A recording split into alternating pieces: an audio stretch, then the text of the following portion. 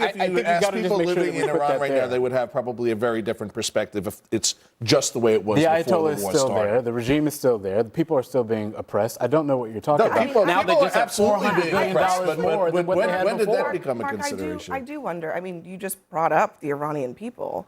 Their lives haven't changed. Yeah, exactly. For the better. They're still being run by Ayatollahs. With $400 billion more dollars. There's nothing in, if you're an Iranian right now, to the regime. It's not going to the regime. If you're an Iranian right now, what has changed for you? You still have the same structure, government structure that you had before. Hey everybody, welcome back to the channel. So glad you're here for this one. Today we're dropping into a CNN panel that turns into an absolute pressure cooker over the new Iran agreement, and the fault lines are wild. On one side, you've got Moynihan defending the whole thing as a smart, pragmatic move, while Isaiah Martin and Xochitl Hinojosa keep hammering the same brutal question nobody can quite answer. If bombing worked, why does Iran suddenly hold all the cards? Toss in a Mike Pompeo clip that throws gasoline on the fire, and this thing gets tense fast. Stick with me all the way through, because the back half is where the whole argument flips, and one line near the end basically says the quiet part out loud. And I'd love to know where you're tuning in from today, so drop your city or country in the comments. It's always awesome seeing how far this community reaches. Alright, let's get into it. It's been unconditional surrender, but then he also says things like this. This is more from Axios. He says, the only way I can get tougher is if I go in there for another 2 or 3 weeks and continue to bomb the hell out of them. Right? But where does that get us? The Strait of Hormuz will not be open. He seems to know that more bombing is not actually going to help the situation, which is why he decided to just cut his losses. Feels like leverage to me. He doesn't want gas prices getting up to $5 and $6 a gallon. And the Iranians know that. Yes, they're being bombastic, by the way, but they also know they have leverage here. It's clear to me somebody was walking around the Senate with a thesaurus today because the Republicans found 8 different ways of saying this is terrible. Republicans, he's getting bad advice.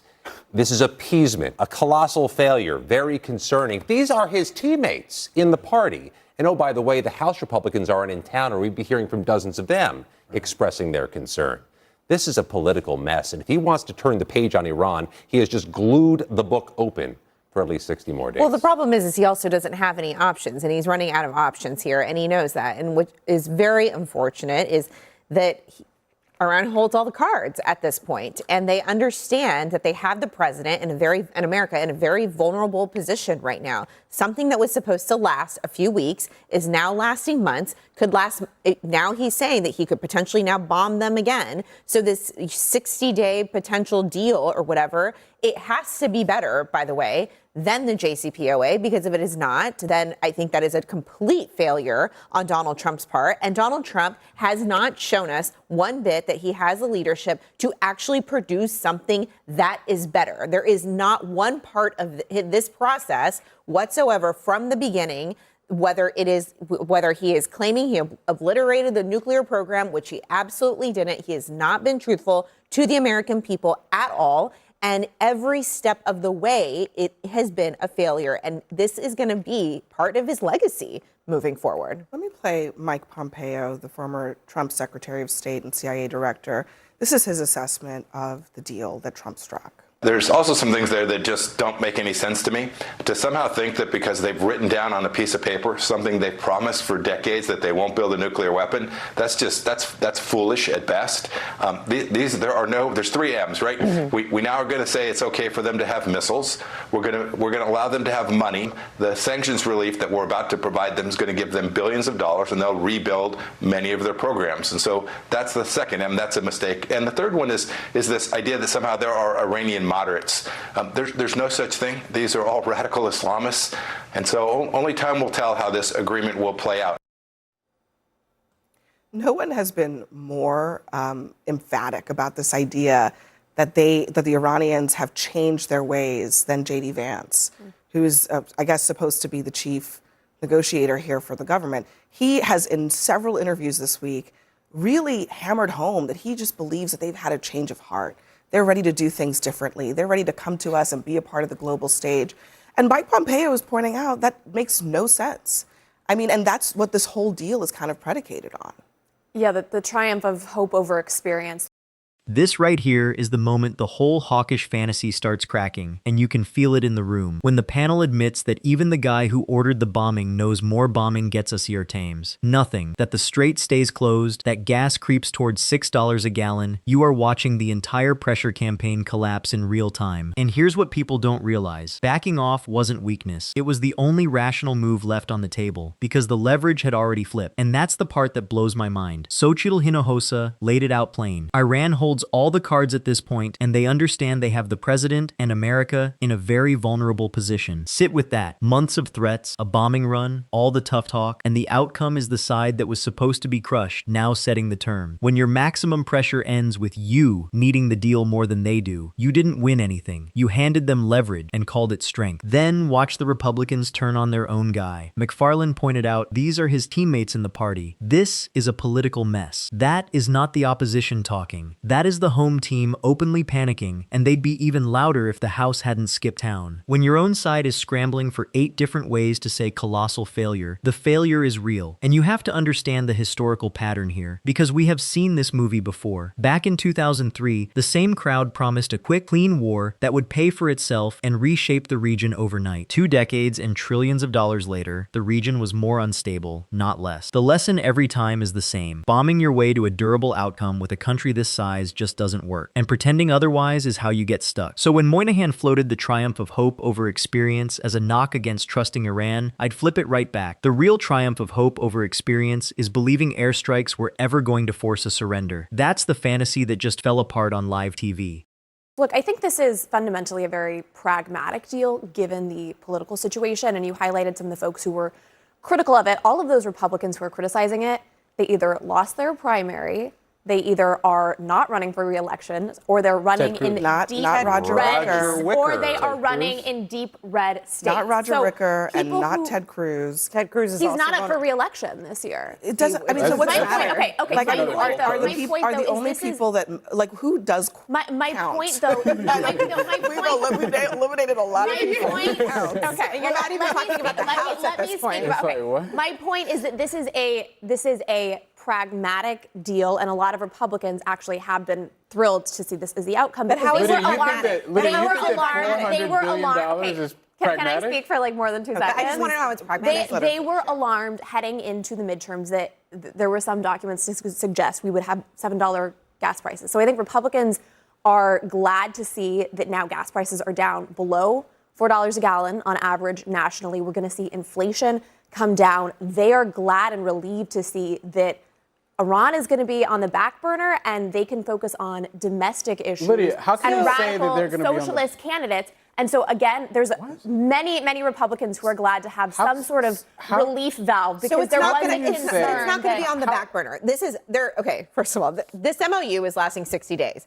You're getting closer and closer to the midterm elections. If he does not come up with a solution that is better than the JCPOA, there is no way that this is resolved before the midterm elections, and every vulnerable Republican is going to have to deal with this. When it comes to gas prices, first of all, they're potentially opening the strait. The strait was not. It's open. We've heard that. We have heard that. Are we just going to ignore the $400 billion going to Iran? Like, are we just going to ignore that? On the strait, we have been told. That's literally what it is. That is untrue. I want to ask you a question. Have we been told several times that the strait will open? Yes, of course we have. And has it opened every single time? I don't know if it's open. It has not. I tell you this morning, as of this morning, ILS traffic is showing ships going through the strait. Why is the strait? Not Republicans, not Democrats.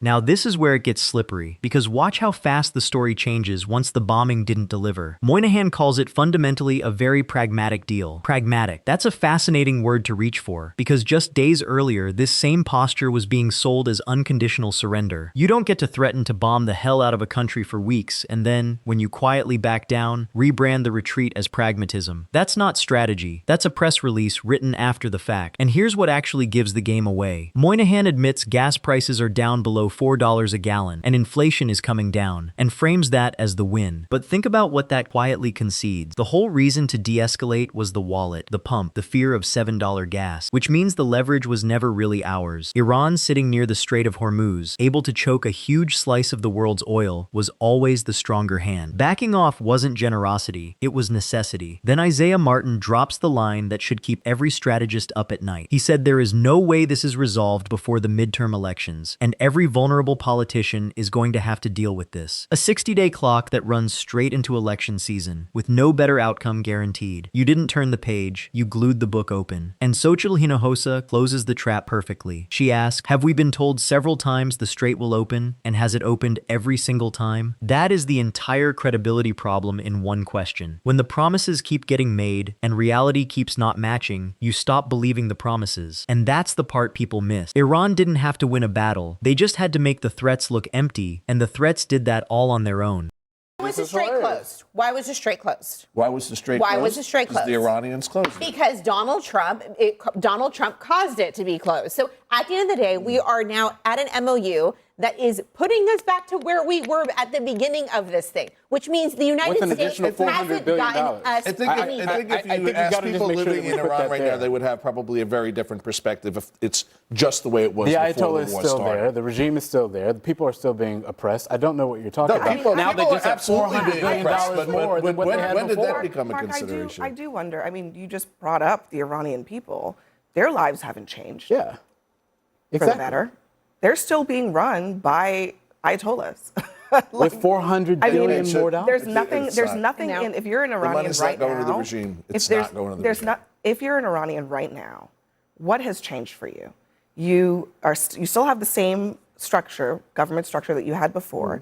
Now you have that government structure being promised billions of dollars of funds that only helps to reinforce their control over society. What positives are they getting out of it? Probably not a lot, Abby, but we kind of have to pick a lane, don't we? Right? Either we want to have this humanitarian purpose, which is going to require a more dedicated effort there and higher gas prices. Let's be honest, for the American people, this is about their wallets and what they pay at the pump, and we have no tolerance for it. But why did There's you no launch this patriotic mission behind this. It's not like World War II. Like, let's go and work and weld airplanes and be part of the war effort and buy war bonds. That doesn't exist anymore. That's part of what President Obama was talking about. That's a transparent answer because it's an honest one. Basically, it is that we don't have the stomach for this, which is what the Iranians knew. Oh, this is the tell. When the panel starts demanding why was the strait closed, why was the strait closed, over and over, Xochitl Hinojosa cuts right through it. The strait got choked because of the decision to escalate in the first place. You cannot light the match, act shocked at the fire, and then blame the people you were aiming at. That's the logic loop the whole hawkish case is trapped in, and you just watched it snap shut on them. And here's what genuinely fascinates me about the pivot that follows. Suddenly the argument becomes about the Iranian people. Abby brought it up. Their lives haven't changed for the better. And look, that concern would land a lot harder if it were sincere. But you have to understand the move being pulled here. For weeks, the plan was to bomb that same country. Now, having failed to force anything, the fallback is to frame the whole thing as humanitarian worry. You don't get to threaten a population one week and adopt them as your moral cause the next. Abby then argues the deal only reinforces the government's grip because of the money coming in. But here's the context that never gets said out loud. Nothing hardens a country's leadership faster than getting bombed from the outside. Every historian who studies this knows the pattern. External attack rallies people around whoever is in charge, every single time. If you actually cared about weakening that grip, escalation was the worst possible tool. You strengthened exactly what you claimed to oppose, and then the mask comes all the way off. Abby admits we don't have the stomach for this, which is what the Iranians knew. Let that land. That's not an insult to America. That's the truest sentence in the entire segment. Iran read the situation correctly. They understood nobody was signing up to buy war bonds for a fight the public never wanted. And that is why the pressure campaign was always going to fold. Not because anyone blinked out of weakness, but because the other side simply had the stronger position and the patience to wait us out. The people calling it surrender got the story exactly backwards. This was the predictable end of a bluff that everyone but the bluffers could see through. So what do you guys think of this? Leave your thoughts down in the comments. Please like and subscribe, and I will see you in the next video.